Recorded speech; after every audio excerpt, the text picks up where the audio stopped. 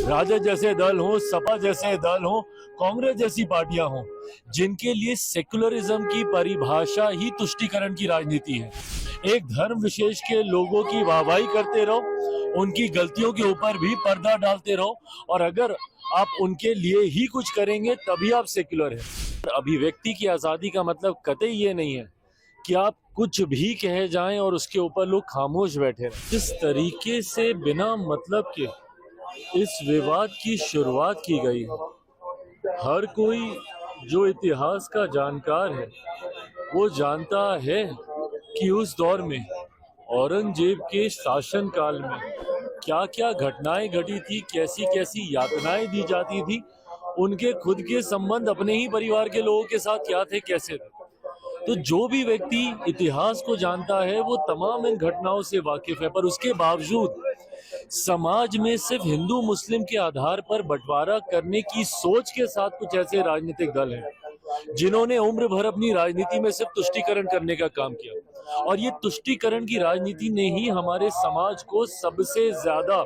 नुकसान पहुंचाने का काम किया। कुछ ऐसे राजनीतिक दल हैं, राजद जैसे दल हों, सपा जैसे दल हों, कांग्रेस जैसी पार्टियां हों, जिनके लिए सेकुलरिज्म की परिभाषा ही तुष्टीकरण की राजनीति है। एक धर्म विशेष के लोगों की वाहवाही करते रहो, उनकी गलतियों के ऊपर भी पर्दा डालते रहो, और अगर आप उनके लिए ही कुछ करेंगे तभी आप सेक्युलर हैं। अगर समाज के एक बड़े वर्ग की अगर आप इच्छाओं को या उनकी आस्था को अगर आप सम्मान देते हैं तो ये सांप्रदायिकता हो जाती है।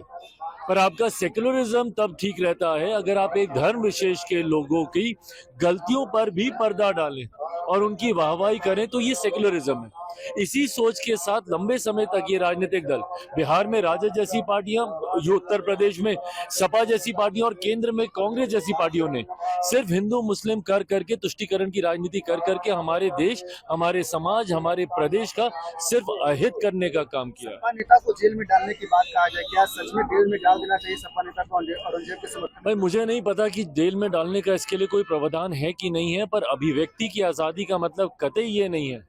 कि आप कुछ भी कहे जाएं और उसके ऊपर लोग खामोश बैठे रहें। इस तरीके की भाषा का इस्तेमाल करना है, इस तरीके के शासनकाल का महिमा मंडल करना, और वो भी किसके सामने आप कर रहे हैं? क्योंकि एक ऐसी फिल्म आई है जिसने मराठा समाज के एक बड़े योद्धा को,